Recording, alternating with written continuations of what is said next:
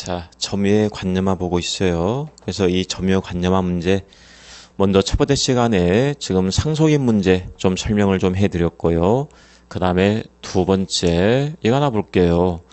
어떤 문제가 나올 수가 있냐면, 이제 점유 보조자가 있어요. 보조자.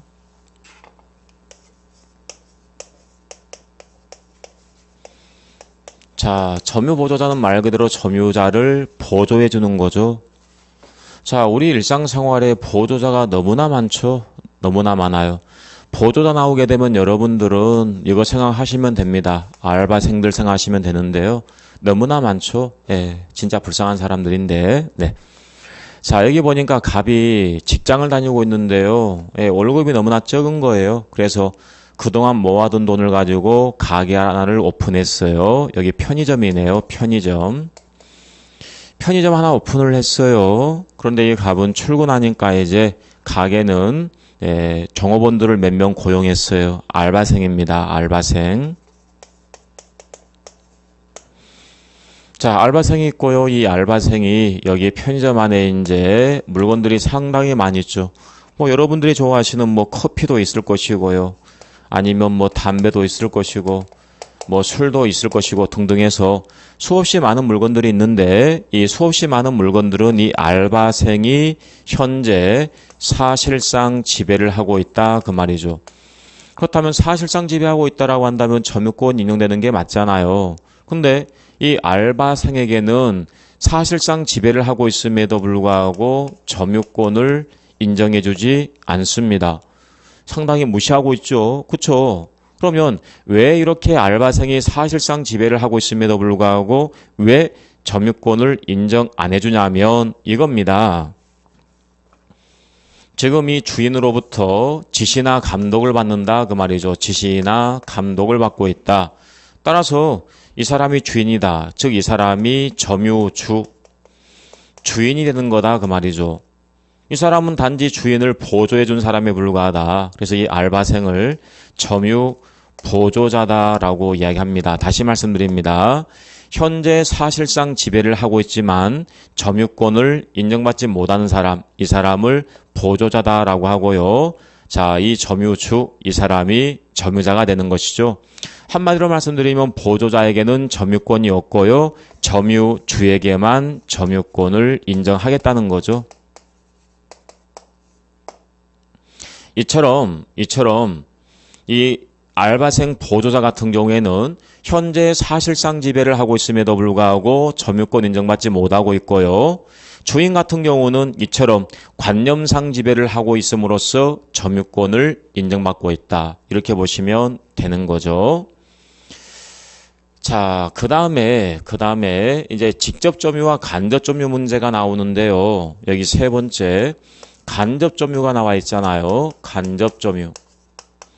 그럼 간접의 반대가 뭐죠? 직접이잖아요. 그래서 여기 보니까 직접 점유가 나오네요.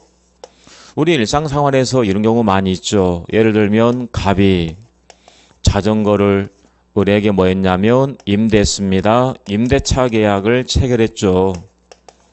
자, 이 사람은 이제 임대인 되는 거고요. 자, 이 사람은 임차인 되는 거죠. 임차인이 자전거를 현재 사실상 지배하고 있으니까 이 사람을 점유자라고 합니다. 자, 문제가 되는 것은 이 임대인도 이 자전거를 지배하고 있느냐, 이게 문제가 됩니다. 만약에 지배하고 있다라고 한다면 점유자가 맞고요. 지배를 못하고 있다라고 한다면 점유자가 아니겠죠. 생각 한번 해보세요.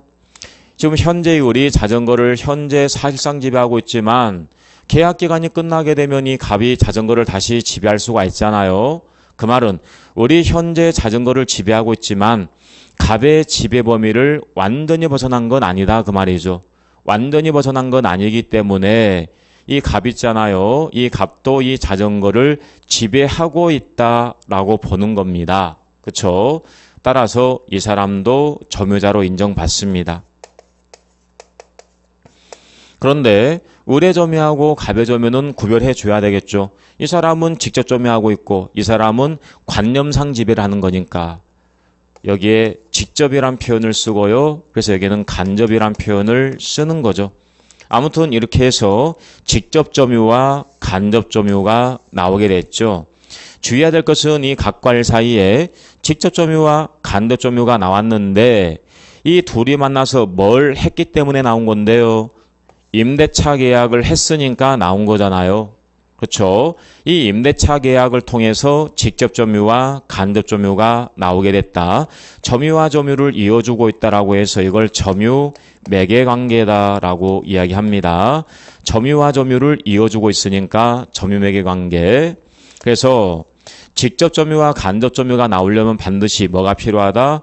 점유 매개 관계가 있어야 된다라는 걸 기억하시고요. 그 다음 여기 보시는 것처럼 간접이 나왔다는 것은 당연히 누가 필요한 거예요? 직접 있는 거죠. 그래서 직접 점유자, 이 사람이 있어야 되겠죠?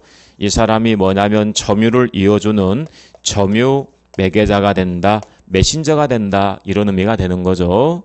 주의해야 될 것은 점유권이라는 것은 현재 사실상 지배하고 있다. 이게 중요한 거예요. 따라서 만약 이 점유매개 관계인 이 임대차 계약이 만약에 무효다라고 했을지라도 만약에 우리 자전거를 지배하고 있다라고 한다면 직접 간접 얼마든지 성립할 수 있다라는 점, 이 점도 주의하시면 되겠습니다. 그래서 지금 제가 설명했던 내용들을 좀 잘 기억하시고요. 결론적으로 이런 겁니다. 여기 점유 보조자가 있고요. 그 다음에 간접 점유자가 있고요. 그 다음에 직접 점유자가 있잖아요. 그럼 이 사람들에게 과연 첫 번째 점유권이 인정될 것인가? 이게 첫 번째 쟁점이고요. 그 다음에 두 번째는 점유보호 청구권입니다. 과연 점유보호 청구권이 인정될 것인가? 이게 또 쟁점인 겁니다. 점유보호 청구권은 물권적 청구권의 일종입니다. 우리가 물건이 있습니다. 그런데 이 물건이 침해를 받았습니다. 또는 침해받을 염려가 있다. 이때 반환, 방해, 제거, 예방을 청구할 수가 있다. 이게 바로 물권적 청구권이었죠. 그러면 점유권도 물권이기 때문에 당연히 인정돼야 되겠죠. 그래서 점유권에 의하게 되면 물권적 청구권을 다른 표현으로 점유보호 청구권이다라는 표현을 쓰는 거죠. 그 다음에 세 번째 자력구제권. 자력구제권은 낱말 그대로 스스로 힘에 의해서 구제를 받는다. 이게 자력구제권인데요. 한번 검토를 해볼게요. 일단 보조자에게 점유권이 있어 없어요? 보조자입니다. 단지 보조해 주는 거예요. 따라서 점유권이 없어요. 점유권이란 물건이 없기 때문에 이거 당연히 인정이 안 되겠죠. 물권적 청구권이 인정이 되려면 기본적으로 뭐가 필요하다? 물권이 있어야 되는 거예요. 물권이 없잖아요. 그 다음 자력구제권입니다. 자, 자력구제권 한번 볼까요? 여기 보니까 편의점에 우리 알바를 서고 있어요. 이 대학생이 있습니다. 이 대학생은 주간에 학교를 다녀요.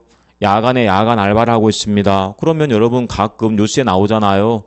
편의점에 강도가 들었어요. 도둑이 들었습니다. 그런 거 많이 있잖아요. 그러면 도둑이 들어가지고 커피, 술, 담배 훔쳐갑니다.